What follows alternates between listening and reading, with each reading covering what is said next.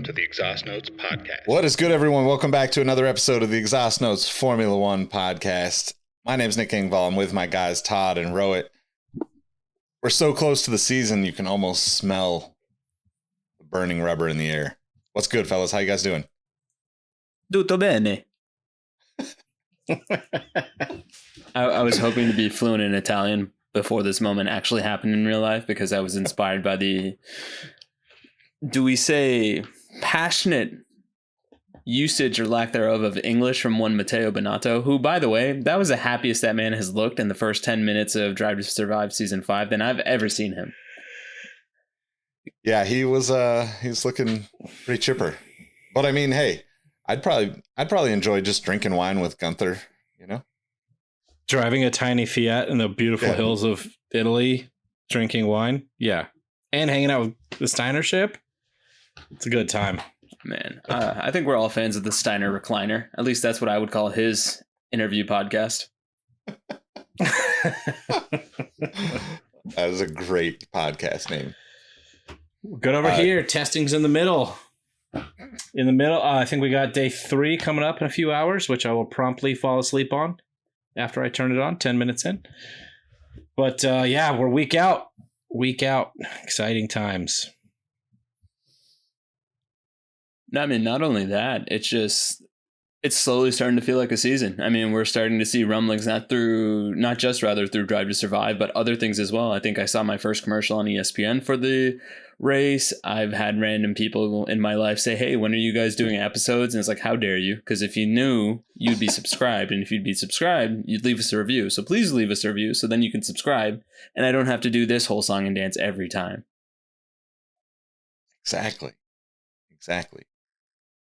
But I guess before we even get started, we noticed something on Twitter, and I think this is going to be the new segment we try to ham-fist into every episode, which was an open question of the week. And we noticed a particular tweet that was laid out in the shape of a Formula One steering wheel. And on said steering wheel, there were 6 options, and each option had a color-coded prompt next to it, and you were only told to push one button. And if I remember off the top of my head, and Nick, Todd, please keep me honest, it was 3-way title race, an unexpected winner, a new Formula One champion, race in your hometown, meeting your favorite driver, and sorry, I went 5 out of 6. That's only 83%. What was the remaining 17%? Attending a race. Okay. Now, that being said, I posed that question to you gentlemen. Which button, if you could only pick one button, would you push and why? Tyler, Todd. Yeah, Tyler reporting in. Oh, that's too inside baseball. I would like to say attend a race, but I did get an email from F1 ticket sales today about pre-sale for this year's Circuit of the Americas race, and the Paddock Club could be mine for a lowly, paltry $14,000 or 2 payments of $7,000. He made sure I could do it in installments. Great googly. So that's out. My heart would want to pick meet my favorite driver, hang out with DR, hang out with Seb maybe. But 3-way title battle for me all day. I want to see good racing. I want to see teams fighting at the front and not just Max running away with it or previously Mercedes running away with it. Yeah, so I think good racing is good for everyone, then we all win. If you don't mind me asking a follow-up question, who would you like to partake in this Devil's 3-way? Because I'm pretty sure that's what it's referred to when 3 gentlemen get it on. Devil's 3-way. Oh my God, have you seen that Family Guy clip? Anyway, who would I like to see? Yeah, I mean, if you've pushed the button, you can make this happen. We're not going to shame you at all. Hell, book the Danny Rick comeback as only you can. Yeah. No, I wouldn't want any of the top 3 teams. I would want Haas, McLaren, and Aston Martin to be battling for the championship. Okay. I like it. Haas, McLaren, and Aston Martin. Just because I would like to see, I'd like to see, Alonso get another chip while he's in his 40s. It'd be like astounding. Speaking of It would astounding, I turn to the astounding Nick Engvall. Nick Engvall, what button are you pushing? Well, first off, I have to say it would be astounding, but it'd also be so annoying because we have nobody in Formula One would hear the end of it with Alonso like getting a chip at this point in his career. I was looking up like for our hot take session that's incoming on this episode. I think it's been since like what 2011 or something since Alonso's had a podium. Anyway, the selfish me would love to see a Grand Prix in my hometown. Sacramento's got plenty of freeway space and trees and river and all of the above to create pretty interesting track. Not that I've mentally or behind the wheel of my own car created a Formula One track around the downtown area, but if I were to, I could probably come up with some pretty enjoyable moments. But Sounds like a redneck Baku. No. First of all, the only prerequisite I have, Nicholas, is you light the beam to represent lights out. Exactly. Because that's that type of synergy we need between all of our favorite things, which in this case is NBA basketball and Formula One racing. Right? We just, we really just need Formula One to like take on, Ken Block's Gymkhana, rest in peace. Take over that whole just crazy excitement and just absurdity, I know Todd's like boiling inside because he's like, I just want to see good racing. But I do think that the only like real choice here is the three-way title battle, because look, we got to see the greatest battle between Lewis and Max that possibly has ever happened in Formula One. Thoughts aside on all of the, the reintroduced legislation of Drivergate 2021. I get it. Exactly. But I think, like even just if you take any three drivers from the field, right? Like it would just be amazing to see whether you go with like the top of the field right now and just say, okay, we want to say Max and Leclerc and Hamilton down to the wire this season. We're all going to be glued to our seats for those final races. And that's something that last year I missed. So I think I got to go with a three-way title battle. Perfect.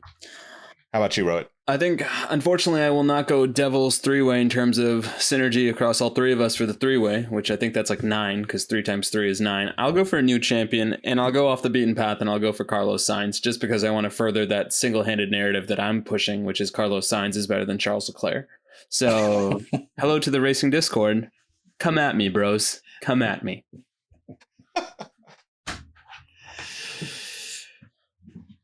Starting with the hot takes already. And the hot takes begin. Listen, parts of the United States are under a fortress of frost, and the only thing we can do is make things warm. And if there's one thing this team does really well, is come up with hot takes.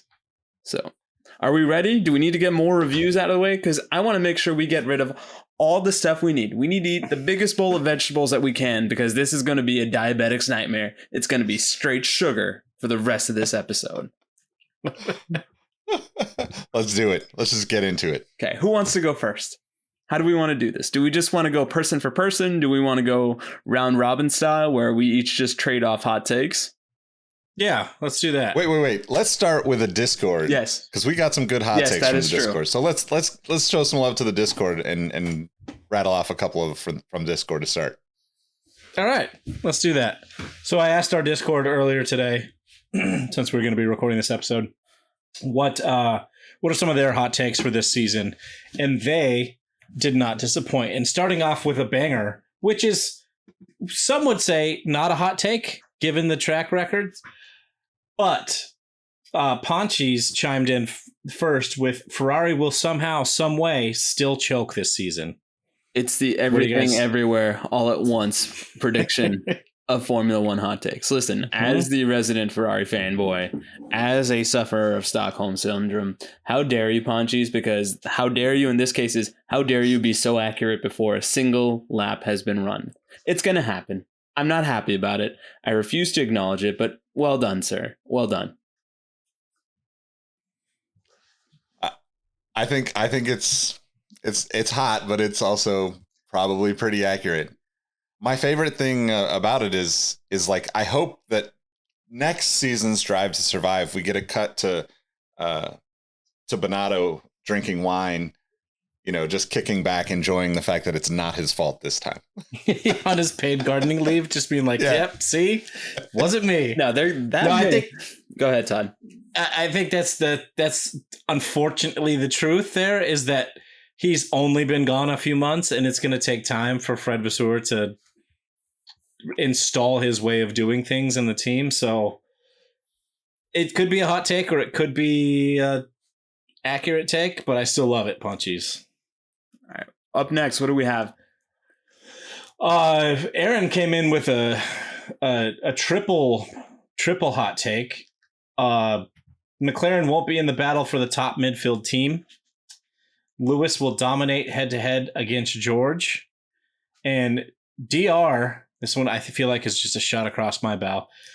DR, Danny Rick won't do any kind of driving at any race weekend, not even testing in a, P1 practice or anything like that. I will say this. The first bet we've made for this official season was me setting the line at 1.5 over under how many races Danny Rick will actually get to be a part of in the racing sense. And I think both of you gentlemen took the under, and I stupidly, or not, maybe not stupidly based on some of these other hot takes that we've got coming our way, took the over. Glad to see Aaron is sticking with the company and saying under, because logically it makes a lot of sense, but we don't like to deal in logic. We like to deal in fantasy here at the Exhaust Notes podcast. Now, I just want to, Aaron and I go way back, so he knows I got to dig into this a little bit. But like, what does any kind of driving at any race weekend mean? Because part of what makes Danny Ricciardo one of the best is that he always does these crazy, entertaining stunts and donuts and old NASCARs, those kind of things. So are you saying that we won't see any Danny Ricciardo in a car? Like, maybe he's like, some promo Vegas. I'm just thinking, like, there's a lot of opportunity for him to be entertaining. Not only that, you're telling me he's not even going to drive himself to one of these practices? That's right. Lawyered, loopholed, legaled. He is 100% going to roll into Vegas in an old Cadillac Eldorado in an Elvis suit. That's just the way Danny Rick rolls. Fair enough. I mean, that's a pretty hot take right there, to be honest. Speaking of American involvement in the upcoming season, I think the next prediction was by the man himself, Logan Sargent. Logan Sargent was going to win the podium, or will podium this year. So first of all, congratulations, Logan, on joining the best racing community in the world. Second of all, what took you so long to find us? Third of all, Todd, who was this? Who was this actual prediction maker? Yeah, I thought it'd be funny to say Logan Sargent was predicting Logan Sargent's going to podium this year. And I left it on the sheet that way. And the boys here called me out on that. That was brought to us by G Duo, or Drucifer in the Discord. That's a pretty hot take. That is spicy. I enjoy that. I wish I could sub that in for one of my more lukewarm takes. So good job, Drucifer, son of the morning. I will chase you out of here. I would love to see that, though, to be honest. Like, that would just be amazing. That's going to take like a 2021 Spa rain out. Yeah. George on the podium type of situation. Yeah, there's got to be a lot of end of the world natural disasters, kind of like snow in the foothills around the Bay Area this morning, those types of things that never happen, right? Never would happen, right? Speaking of things never happening, Yuki's going to win a podium again. Yeah, right. Sorry, AJ. Hey, I just needed as much as segue. this is like a crazy hot take that is nearly impossible, sadly, it might be the only way that Yuki has a place to play next season if he doesn't, right? No, you're right. He's got to be on the limit of like how much Red Bull AlphaTauri is willing to put up with the lack of performance, right? I think, and this is not necessarily a hot take, but slightly related, I guess. I think if any team we see sparks fly, it's going to be AlphaTauri, because both of the drivers there have the most to lose. if DeVries comes in and beats Yuki, Yuki's losing his seat. If Yuki beats DeVries, they say that's the reason why you came into it as a rookie into F1 at 28.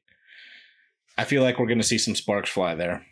No, but I still think, even though I agree with you, like DeVries is in trouble if he loses his seat, I think he'll get at least 2 years at it. Or do you think he's just going to be a one and done wonder like one Nikita Mazepin? There's our obligatory Russian reference. I think whoever loses the points battle there is out of the seat next year. Okay. Maybe I'll take. Is there a scenario? Let's mix these two hot takes that we're talking about. Yuki on a podium from AJ, and Aaron talking about Danny Rick not driving at all in a Formula One car this season. Is there any scenario in which Danny Rick somehow lands at AlphaTauri this season? I like this a lot. Because they'd have to throw the bag both at those him. guys, to your point, right? Both those guys are on edge. There's a good chance that we see some serious cattiness between the two of them. Not to be overshadowed by the real, cattiness on the grid this season, which will absolutely be Haas. But we'll get to that in a little bit. If I'm Red Bull and like, or Helmut Marko or Christian Horner or anybody near the top, right? I'm looking around and thinking like, hey, if these kids act up, just put Danny Rick in the car. At least we'll get more points. We'll get more publicity out of it. And my thought is this: if one of them is going to go, I think it's going to be Yuki in terms of going early. Just because I can see the petulant act just rubbing people the wrong way. Because this is third year for him. He's lost his moral compass in Pierre Gasly. He's going to be frustrated, I think, by this new rookie coming in. So he's not one to keep his feelings to himself whenever he's feeling the brunt of pressure. So I like that shot a lot. Danny Rick as a AlphaTauri. Things that make you go, So I don't know. Todd, as the senior Ricciardoologist, how do we want to call that? Ricciardoologist? How do you see your man getting back on the grid? Do you see the AlphaTauri? I really don't think so, because he's already been to the pinnacle of Red Bull and been successful there. They'd really have to throw the bag at him. That being said, if this sparks fly mid-season and they have him in pocket and they're like, hey, we want to see if you're ready to come back into the Red Bull fold, why not? Like, they'd rather put Danny Rick in the car than a reserve driver from, I don't even know who their reserve driver is at AlphaTauri, but I'm sure there's like a pool of them that a bunch of the teams seem to share in some fashion, but maybe. But again, if they want him to actually race full time, I think they got to really, why are they going to pay like Danny Rick $10 million to race for their junior team? Yeah. Another interesting thing that's going to create more drama in that scenario. Yuki's obviously been in the car for a couple years, right? This is his third year in the car. He's still only 22, right? Like I talked about this on the last episode. These guys are all young. Nick DeVries, 27, 28? 28. So like he already came out and said that he doesn't consider himself a rookie. Which interesting obviously has to rub people the wrong way who have actually been in a seat for multiple seasons. So like the table is already set for these two guys to just let their egos fly, right? I think the thing that we haven't touched on, but the elephant in the room is the reason Yuki has a seat pretty much is because of the Honda partnership. And if we remember when we talked about it, Red Bull signed that big check with Ford this year. So Honda is now potentially either leaving the grid or jumping ship to another team. Hello, McLaren. It's very possible that he's not, even if he performs and beats Nick DeVries, that he's losing a seat because unless he's like an absolute shining star for them, I don't see why they would keep him past this, because they have a gigantic pool of talent in the juniors right now. So, I mean, not only that, I looked it up. AlphaTauri doesn't have an official reserve driver, and they actually have the luxury of picking somebody from Red Bull's pool. And Red Bull has 3 young drivers. They've got Danny Rick as their 3rd driver. So it's a bit of Russian roulette, if you will, in terms of pick your poison of who that 3rd driver could be for them. So definitely things to consider.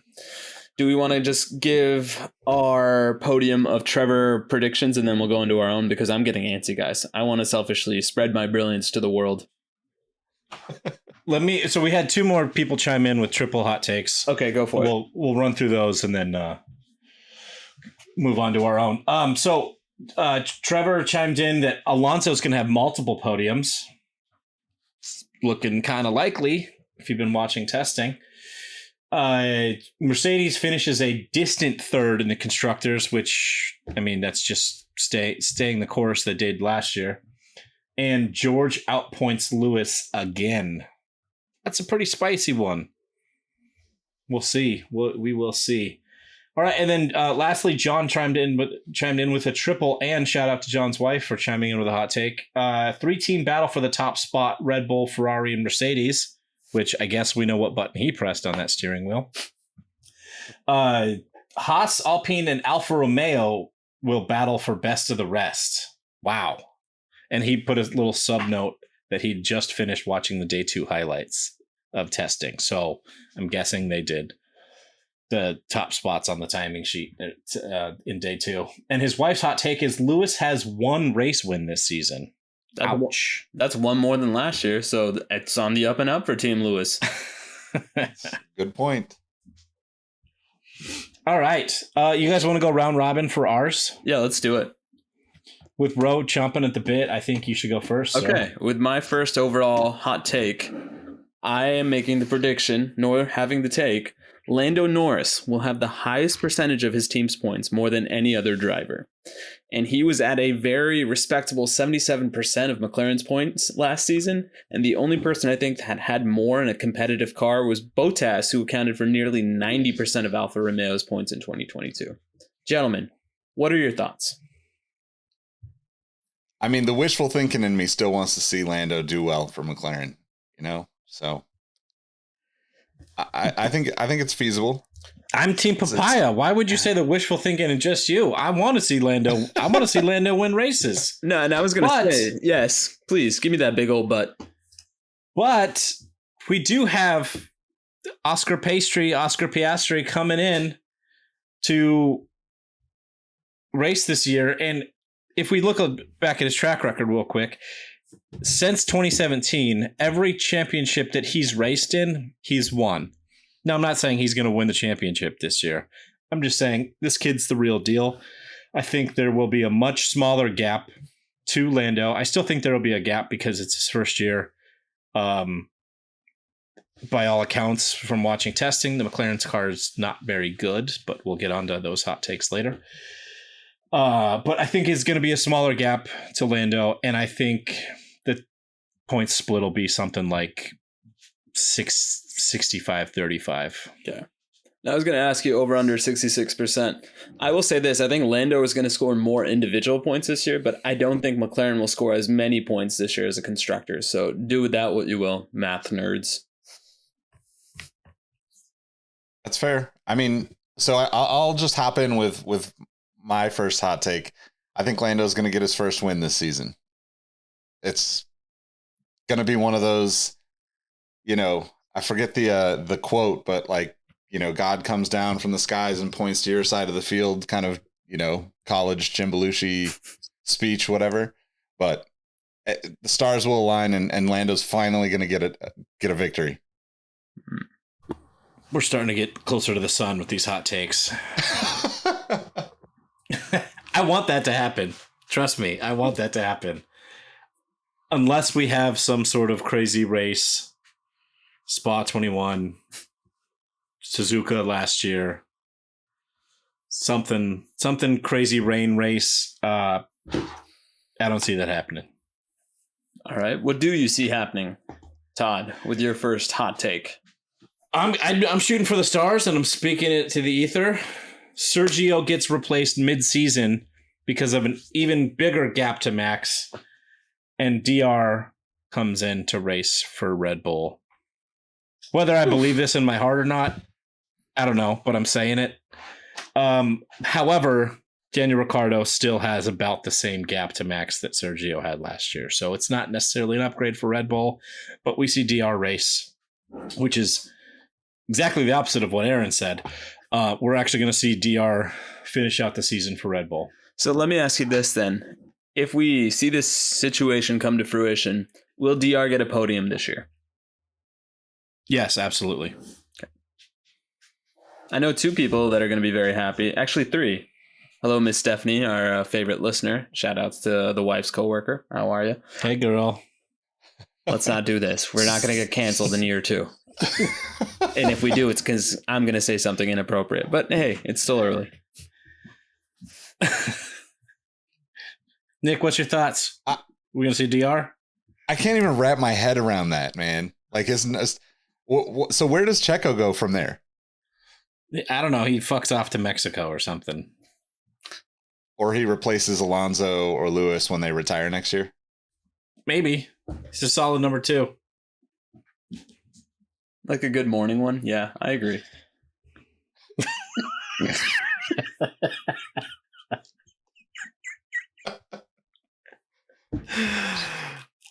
Oh my God. Ro, take us into your next hot take. Okay. Speaking of explosive actions coming out of my mouth, I will go ahead and ride the train on this Red Bull mini narrative, and I will say Red Bull is going to score 800 plus points in the Constructors' Championship. Now, if I did my math correctly, they ended up with 759 last year. So that just tells me if all things remain equal, Max is going to get 2 more wins this year, and I'm going to look like a genius. And I think that'll be the most points ever scored in the Constructors' Championship. And I'm asking my 2 Formula One history gurus that I have on this podcast with me, is this one of those unthinkable records, like Wilt scoring 100? Or is this something that's never even been in the realm of possibility, that we don't even know that that's possible, so we don't even think about it? Like, how absurd would that point total be? I mean, I'll try to take off my shaded Red Bull hating, Max hating goggles here for a moment, but the points system is so different now than what it was years back. I think there's been more dominant seasons for drivers for many years than Max last year. Not to say that Max has not had, like, he's been the best driver, probably, I don't want to say more than 2 years, but like he is absolutely dominated recently. So I think that although 800 is a crazy number, in perspective, I don't think, and I don't know the stats and not looking at them in front of me right now, but I don't think that it's that dominant compared to some of the other drivers in the past. Todd, any idea? About past domination? Yeah. I mean, well, we had like, what was it, 2012? Was it 2012 or 2014? I don't know. One of the Seb Red Bull years.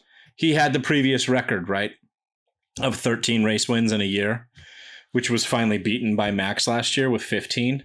That would mean he's getting 17 race wins this year, which is insane. If Max got 17 race wins this year, I would automatically put him in the best of all time conversation with Lewis, with Schumacher, with Seb. Like, that's just unfathomable. Not necessarily because he doesn't have the talent or does have the talent, but because there's so much that can go wrong. Like a full F1 season is like a war of attrition. You have to have the car perfect, and not only do you have to have the car perfect, you have to not pick up debris or get a tire puncture or get Lance Stroll turned into you or something like that. It is almost unthinkable. So that I feel like that's a crazy hot take to get 800 points in a year as a constructor. That would also mean that Checo would have to step up, because we've seen some fast cars this year. And I feel like we're going to get a little bit more convergence of the fields. So they would Red Bull would have to be even more dominant, including their development penalty, and Max is essentially winning 17 races, which is crazy. And So go ahead, Nick. I was just going to say, shout out to the sporting.blog for the best sports blog on the internet, according to their tagline. But Albert Ascari, 1952, 75% of races won, 100% of points claimed. Second best, Michael Schumacher in 2004, 72% of races won, 80% of points claimed. So he won 13 out of 18 races that year. 11 races of 17 in 2020 for Lewis Hamilton. And to your point, Todd, Vettel in 2013, 68% of races won, 84% of points claimed. I mean, it's so hard to compare, you know, like we run into this with all sports, right? Like you can't compare Jordan to Wilt to you know, LeBron to Bill Russell, Oscar Robertson. Like, you know, it's just different times and different, you know, everything about the stats are different, right? So it would blow my mind if I feel like between both of your guys' hot takes around Red Bull, I feel like there will be more of a gap between Max and Checo. I think that's more likely than both of them dominating to get them to 800 points as a constructor. And eagle-eyed, or I guess what is the audio equivalent in terms of ears? Maybe that's me just jinxing Red Bull. Who's to say? But I can't wait to see it this year. I hope Julie's listening. Yep, Julie, work your math. All right, who's next, Nick or Todd? Which of your second hot takes would you like to share with the greater Exhaust Notes audience? I'll go. I got probably K-Mag, but I got Haas will get a podium this year. Now with K-Mag getting this podium, where will Nico Hülkenberg be in relationship to that? Will he be a deferential person in terms of how we expected Fernando, or not how we expected, how we saw Checo Perez and Fernando Alonso help their teammates get very famous wins? Or is this just going to be Hülkenberg being Hülkenberg, somehow getting himself out of the race before anything happens, and we truly get to see that K-Mag brilliance? Oh no, Hülkenberg's just going to be whispering sweet nothings to him in his ear while he's on, you know, being interviewed. Suck my balls. Damn it. Rohit and I had the exact same thought at the exact same time. Please stop. I mean, I'm kind of combining two of these things in one for this to happen, right? I think this is like one of those weird, never see it coming kind of races where you have like Lando wins and Haas is up there, and it's like, you know, Bottas is third or something like that, you know, like something completely shit show. Half the teams can't compete for some reason.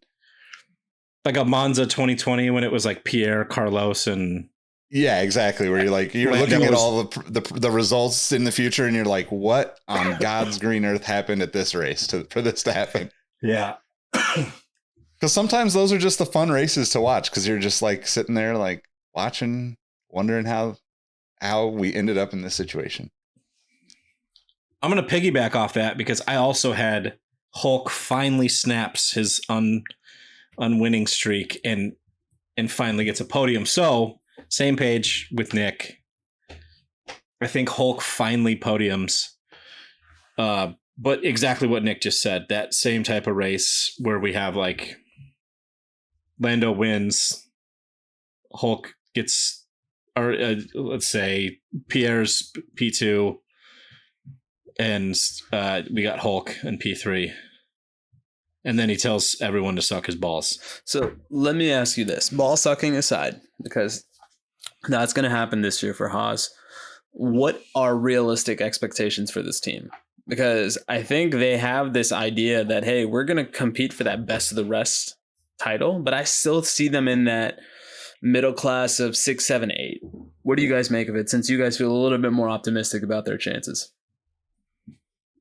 That is my optimism. I think they're going to be the top of the bottom. Yeah, so Formula 1.75, as I've referred to it before, they're going to be the top of the back markers, which I think will be They already kind of were last year, I think. Didn't they get P7? I believe that's right. I'll go quickly check that. Yeah, they're going to beat Williams, right? I mean, if we're just going off process of elimination, right, they're going to beat Williams. I think they're going to beat AlphaTauri because I think that team is a lot more inexperienced this year than they were in previous years. And I could see either Aston Martin or Alfa Romeo come down to earth, and more likely maybe it's Alfa Romeo because I think with all cards on the table, I think they overexceeded expectations quite a lot last year, and I'm really interested to see if the concept of a sophomore slump hits them this year. I can see that. I think they'll be better or more consistent than they were last year because we saw Joe had a lot of crashes, but I still think they'll be fighting in the same kind of pecking order. Okay. Fair enough. Who's up next? Is it me? I believe so. Okay. So similar on this train of new drivers, I will say that Pierre Gasly will score more points than all other new drivers on the grid combined. And new in this case is Fernando Alonso at Aston Martin, Nico Hülkenberg at Haas, and then the triple debutantes of Oscar Piastri, Josh Sargent, and Nick De Vries at their respective teams. Gentlemen, rip that to shreds if you can. First, his name's not Josh, but... Tyler, I don't need the attitude right now. So for our listeners, as we were building the Exhaust Notes Excel's spreadsheet of doom this year, for whatever reason, I had named Todd Tyler in this, and I went ahead and brought his name down to at least 6 or 7 rows. So for me, Todd Yates is now Tyler Yates, and that's going to be the Zhou Guan Yu of this year in terms of me butchering an easy name that my co-hosts are going to knock out of the park every time. Well, I think we also added layers to that last episode because you called him, what'd you call him? Todsworth? You can call me whatever you want. Roland. As long as you call him. Yep. All right, Carly. Right this is, I feel like we could just end the pod here. This is hotter than the sun take. Really? You think this is the one? Pierre Gasly is going to score more points combined or than all of these drivers combined. Yeah. Alonso, double world champion, who's looking to be in a fast car this year. Hülkenberg, who's Mr. Consistency. They call him Mr. Points. Unless he gets close to the podium and then he spins out and crashes. Oscar Piastri, we talked about this. He wins championships. I just need to see it happen. Let me see it happen. This is excellence. Let me see it happen once. Josh Sargent, which I feel like he's got the talent. He was only a few points away from winning the championship in F2. And Nick De Vries, he's only raced in one race. He's got 100% records of scoring points. So as far as he's concerned. So you're telling me he's due for an off day? Well, yes and no. He is in the ugliest car on the grid, so maybe he'll throw up and crash.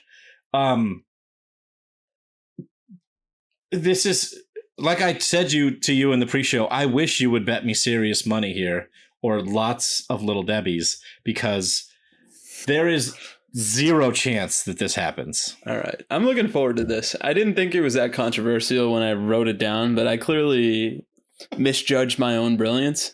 So listeners, let us know because I can't wait to get the listener response to these hot takes. I probably should have saved this for the end based on the reaction that it got out of Todsworth, aka Tylersworth. But I don't know, Nick, please be a cool hand on this. Let me know what your thoughts are because you would never lead me astray.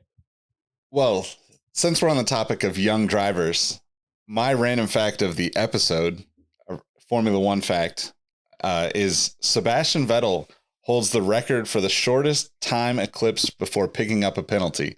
He was caught speeding in the pit lanes in practice for the 2006 Turkish Grand Prix, almost immediately after he had exited the garage just 9 seconds into his F1 career. $1,000 it cost him. So hopefully none of these guys have that kind of lead foot coming out of the garage. For some reason that made me think of, oh God, what race was that a couple of years ago when Bottas did like a fucking pirouette in the pit lane and almost slid into the McLaren garage? Yeah. I mean, to address the hot take in the room, I do think that Gasly has the best car out of all those drivers, right? Wrong. We don't know You yet. cannot tell That's me what that you makes don't it feel take more spicy. confident That's what I'm than saying. Alpine. I'll get to why that's wrong in my next hot take. How about that? Okay. Okay, go for it. Please go there. The Green Bull, which is Aston Martin, as we now know, the Green Bull is going to be the best of the rest and very close to Mercedes so they're going to get P4, but they'll be very close to Mercedes in P3 within maybe 20 points. They were like 270 points behind them last year. I can't even remember. It was a lot of points, though. Oh, wait. Rohit has Fernando Alonso in that group? Yes. Okay. Hold on. That's too. Bring it. You've gone too far, Bring Rohit. it. I thought it was all the rookies. And Hulkenberg. Hulkenberg, I know, is not a rookie, but like, As far as I'm concerned, he's a rookie to winning. He's been gone. That is true. Also low blow. True. Yeah, I mean, I retract my previous statement because I didn't see Alonso on the list. Alonso in the Aston Martin, I think, is probably one of the I'll just say I have him getting a podium as one of my hot takes. So, I mean, it is what it is. I know that I'm on an island. That's a cooler and cooler take the more we see from testing. I just need to see it happen. I would like to be an active participant in Formula One in terms of my fandom and actually see Fernando Alonso win a podium. Not to say he's not capable of it, because he clearly is, but it needs to happen before I extinguish that hot take. But until then, the fires are a-burning. That's insane. Did you not hear my hot take just now? They're going to be P4 in the constructors and not far off of P3, which means that Alonso's points alone are going to be like double what Pierre Gasly gets. Here's the thing, Todd. You are clearly the Toto Wolff to my Christian Horner in terms of these hot takes this year, because you have Red Bull going a certain trajectory. I have them going the complete opposite. And now we meet yet again as competitors on this track of life that is Formula One fandom. So I look forward to getting through the season with you. All right. What's your next hot take, sir? Oh, do you just want... Okay, because I thought it's already back to me. How about this? Lewis Hamilton is going to go a second straight year without winning a race. Well, my argument with that is in writing, because my hottest of hot takes is that Lewis wins his 8th title somehow, some way. I'm antagonizing both of you this season. That's essentially the theme of this upcoming Formula One season. He's the new heel of our podcast. Some men just want to watch the world burn. That's my worst Michael Caine impression. It got better towards the end. Oh, thank you. Those are both so far out there. It's funny because I actually have a Lewis. Yeah, yours happens right after mine, though. No, I actually think mine's kind of a middle ground, because I think Lewis, I don't know if he'll get I don't know if he's definitely not going to win a title. He's definitely not going to go winless. I think he'll get one. I don't think Mercedes, I think they did take a big step forward, but I don't think he's going to win a bunch of races, not even near enough to win a title. But I do think at the end of this season, he's going to see that Merc is still far enough off in their development race with the other big two that he's going to be like, I can't do this for 2 or 3 more years. That we're gonna see him just be like, okay, I had my run, and he'll announce it towards the end of the year, take his victory lap, maybe get a race win towards the end, and claim his Brazilian citizenship, and then just ride off into the sunset. And then hopefully ride back and establish his own team. Let's get some more diversity on the grid. Man, so I guess it's quick to me because I set the pace when it comes to these hot takes. Let me go now. I came up with one more over the course of this show, so I'll save that for the very end. How about this? I think up to 5 drivers will leave their current seat at the end of this year. And I think for my preliminary 5, I'd put down Hamilton, Perez, Yuki, Albon, and Guan Yu Zhou. I'm just really proud of you for saying his name correctly. Thank you. I feel like we needed also a bit of a cool down after these last 2 takes by me. Yeah, I think that's actually feasible. Feasible, right? Yeah, except for Albon, because he's still really young. Albon, yeah. But my legal loophole out of this is leaving their current seat. I can see Albon going up. I could see him possibly. Oh, that's a good call, actually.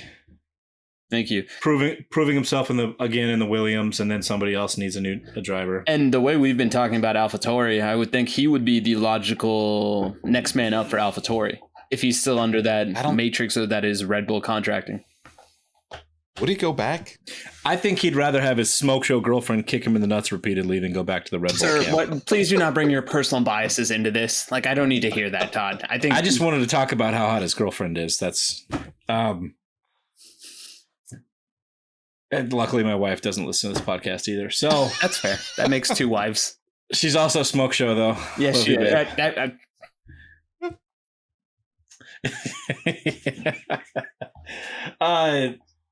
Yeah, I don't know. It seems feasible because it feels like the silly seasons for F1 keep getting sillier every year. I mean, we had a team principal silly season this year, and that's really never happened before. I think 5 drivers. So your hot take is that 5 drivers are going to change teams or leave the grid altogether. I don't know if that's necessarily that hot. I think that's actually kind of feasible. Well, like I said, we need a cool down period because I think I've got a couple of scorchers at the end. So, everybody needs that popcorn match in wrestling parlance where you've had a couple of back-to-back banger matches and then you're like, you know what? I'm too amped up. I need something to really just be, a shot of tryptophan? That's a chemical ingredient in turkey that kind of brings you down back to sea. I don't even know what the hell I'm saying. My hot takes are so scorching, I can't even speak properly. So anyway, that's my calm take. What do you guys want to go from next? Like, do you guys? I'll jump in with another almost guaranteed to happen. Dr. Evil says something racist in an Austrian newspaper. Oh my God! I mean, he's always good. That's not a hot take. Yeah, he's always good for like 1 a year. But I feel like this one will get like everyone's just like, oh, okay, old man crazy's at it again. But this one's actually going to get a little bit of attention. Oh man, I don't know what it's going to be, but he always says something messed up in either the Red Bull magazine, which they have their own magazine, check it out, it's ridiculous, or like an Austrian newspaper for some reason. So not necessarily a really hot take, but I'm putting it on there because I want a point for it. That's fair. We all want points. Nicholas, or is it me again? How many do I have? I mean, I can hop in. Go for it. My kind of final one was that we'll get an actual official, some sort of agreement that will bring Andretti into Formula One this season. It will be announced. Oof. My Americanness hopes that you're right, but I don't think that's going to happen. Do you think it'll happen the subsequent year then? Yeah, I think it'll be announced 2024, joining the grid in 2026 with the new regs. If they even get the luxury of joining, because their one brother in arms just stepped away from managing Formula One. He's still involved in the high level, obviously, which I think would involve Andretti's entry, but I don't think I don't know. I just have a bad feeling about them getting into Formula One. So I feel like that is a pretty hot take.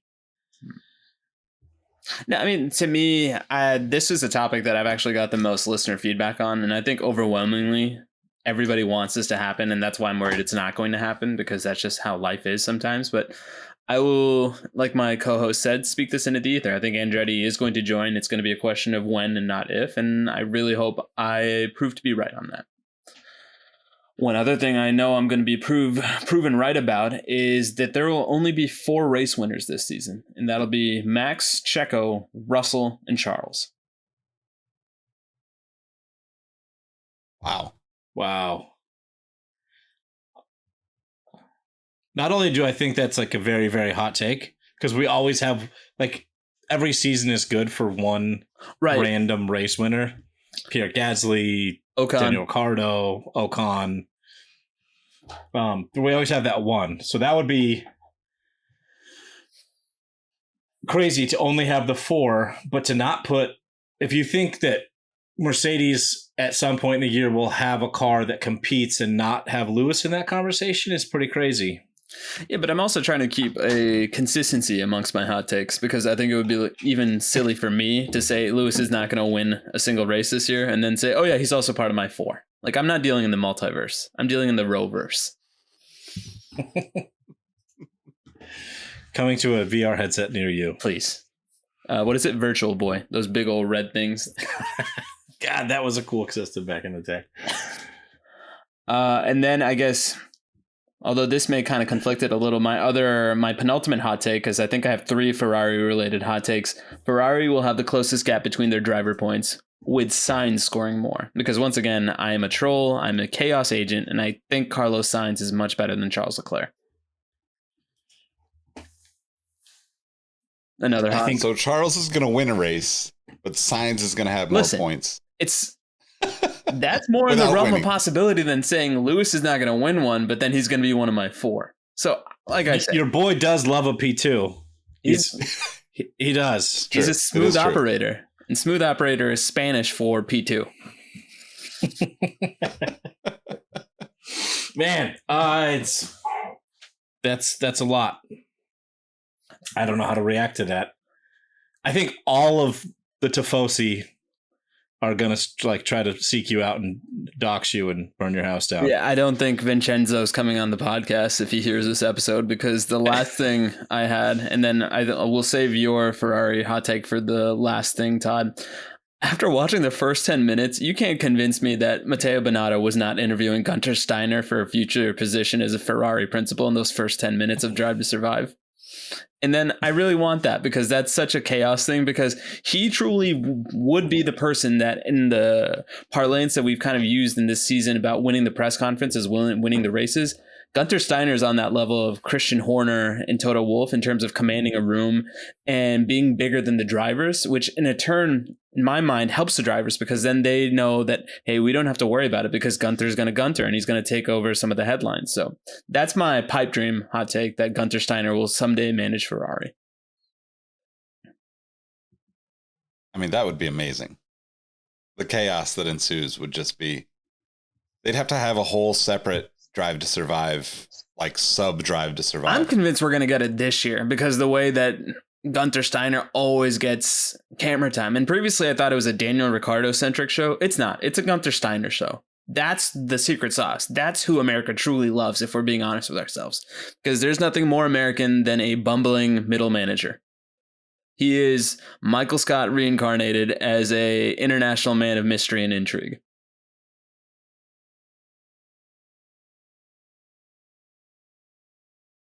I've rendered Todd Yates speechless and muted because of talking on mute again. Yes, it happens to one of us.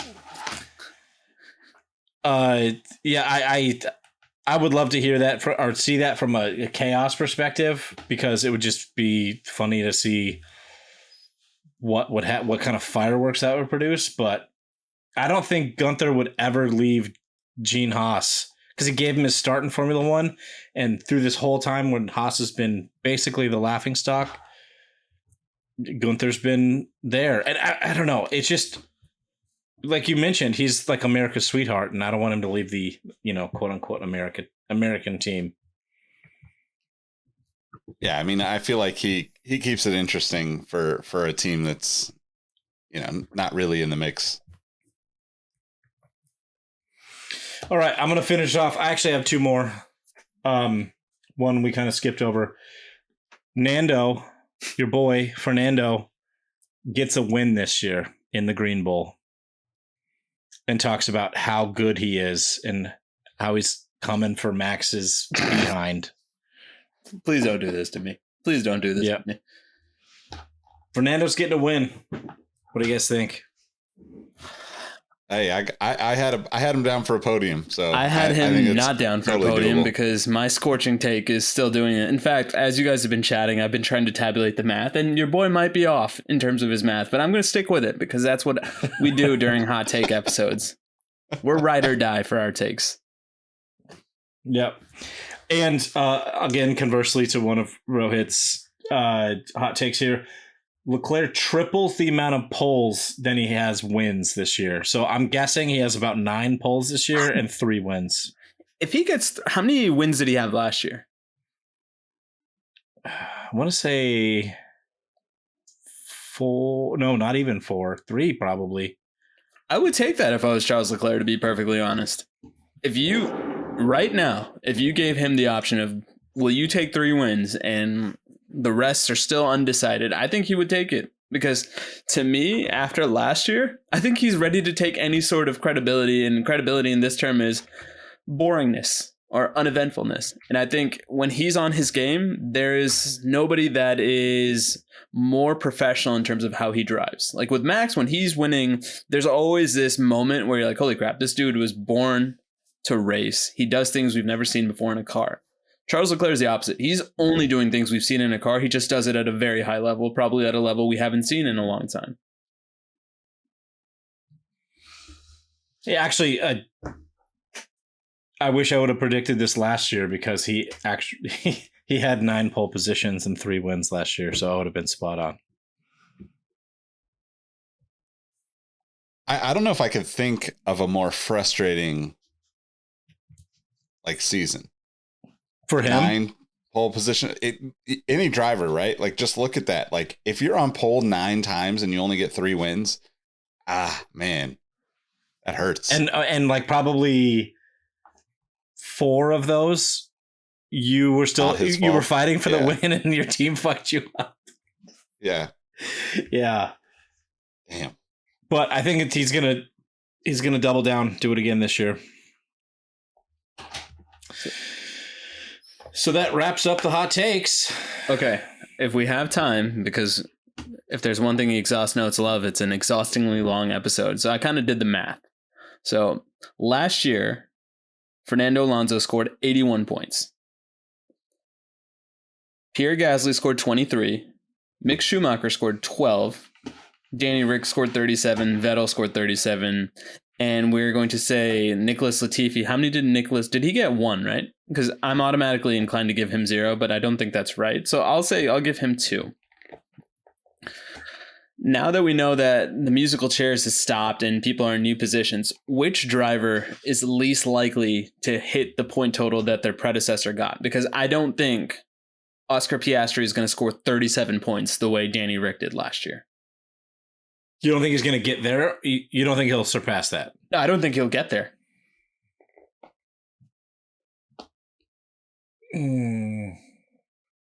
I think, given how tricky that car was, and I think a lot of the reports that we read after the fact was Lando Norris is more of a technical wizard that we let on, because that car, per some media sources, was as undrivable as a car can be. And to see what Lando got out of that car, he truly squeezed a papaya for all it's worth.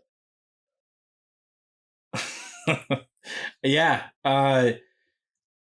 That's a really interesting question. This isn't like part of the hot takes, but I think McLaren's going to get beat by both Aston and Alpine this year. Right. So they're going to get, what is that, P6? Let's say P6, right? So I don't think Piastri is going to score the 37 points that Danny Rick got, because right now I'm penciling him in as a number 2. Similarly, Nick DeVries, I do not think is going to get the 23 points that Pierre Gasly got AlphaTauri last year. That's the one I would disagree with, I think. Okay. I think I rate DeVries pretty highly. Okay. Even though he's come into Formula One in a weird way. He was really good in F2. He's Formula E world champion. I think I could see him beating that total. Actually, Hulkenberg beating 12 points for Schumacher. That's the other one I was going to ask you, because I think that's who I go with. Hulkenberg beating And I think 12 Alonso, Schumacher. at his worst, will get the 37 that Seb got last year. And that pains me to say because I prefer Seb over Fernando. Yeah, I think Alonso's going to have like 100 points. So he's going to, by himself, blow this hot take So then, out of the water. I guess, how about this? Would you be comfortable saying Fernando by himself would outscore the other 5 if we switch to Fernando with Pierre? Yeah. Put it down as a hot take. Show me it's real. No, I'm not that confident in it. But So that makes me have to ask the like more true rookies, right? Piastri, DeVries, Sargent. Todd, you've talked up DeVries and Piastri already. Like, where do you realistically see those guys coming in? out of those 3, Piastri will dominate them. Not only because he's in a better car, but he's more talented. Okay. I don't think he's going to be far off of Lando by the end of the season. I think he'll have the initial, early season jitters, and then he'll get to work. I think before the summer break, he'll be on pace with him. I'm saying on pace as in maybe a couple of tenths behind him in qualifying. All the spot that we wish Danny Rick was going to be, just a couple of tenths off, not half a second or more, 7 tenths off, something like that. I think he's the real deal, and I think it was a crazy smart move by Zach to go out on a limb and get him, and unfortunately give DR the boot. I think he's got the potential to be a top tier midfield driver, if that makes sense. I don't know if he's Lando good, because I think other than Max, Lewis, and Charles, I think Lando's probably the 4th best driver on the grid. And he showed it by, like you just said, Rohit, taking a kind of a dog of a car and wringing its neck. But yeah, I think out of those 3 rookies, I think Piastri runs away with that. Okay. No, I mean, I think it's going to be interesting because now I am going to be looking at this. I believe he's South African, or is he Australian? Remind me. He's Australian. That is probably the one driver I'm going to pay most attention to, because your praise does not come easily when it comes to this thing we call Formula One racing. So I'm intrigued if he proves me wrong, because right now it seems that the way my hot take crumbles is you expect Piastri to be Piastri on this new level, and you expect Fernando to live up to the hype that testing has given us thus far, which is that Aston Martin seems to be screaming fast. That's where it's looking. Fair we enough. don't know until a week from now. That's when the madness starts. I was going to say this because we kind of ended on a Ferrari note. My random fact of the day was the fact that, did you guys know that Ferrari abandoned its traditional red for blue and white for 2 races in the let me get the year right, because this kind of blew my mind. It was in 1964, and they replaced Ferrari red with a blue and white colorway. And that was because they were protesting the FIA visiting Maranello, and somehow there was a counting issue with the amount of cars there. And not only did they go away from their traditional red, they also went away from their Italian heritage, because in those 2 races, they were not referred to as Ferrari, but rather as the North American Racing Team, or NART. So shout outs to NART. I'm waiting for that livery, because I think nothing would be greater than a throwback, as the kids say, to that blue and white NART. God, that would be amazing. Oh, I think they'd all rather get carpet bombed than change away from the red. And if you want to complain to me about this random fact, you can find me at MadWatcher789 on Instagram, Twitter. Hey, Mike, how's it going? And since I'm not good at segues like my 2 co-hosts here, while I was discussing Leclerc's poles to wins ratio this year, I should have talked about my random fact of the day, which I will now. In the final round of 1997 season, the only time it's ever happened in Formula One, 3 drivers shared pole position, but because one of them said it first, he actually got pole position. The 3 drivers were Jacques Villeneuve, Michael Schumacher, and a guy that I actually don't remember, even though I was kind of watching back then. Yeah, the final round of the 1997 season was held in Jerez. The battle for the title became between Williams driver Jacques Villeneuve, Ferrari megastar Michael Schumacher, But what happened in qualifying was something else. During Saturday's session, Villeneuve, Schumacher, and Villeneuve's teammate Heinz-Harald Frentzen all set exactly the same time in qualifying at 1 minute 21.072 seconds. Damon Hill almost joined them, qualifying fourth, just 0.058 seconds behind the trio.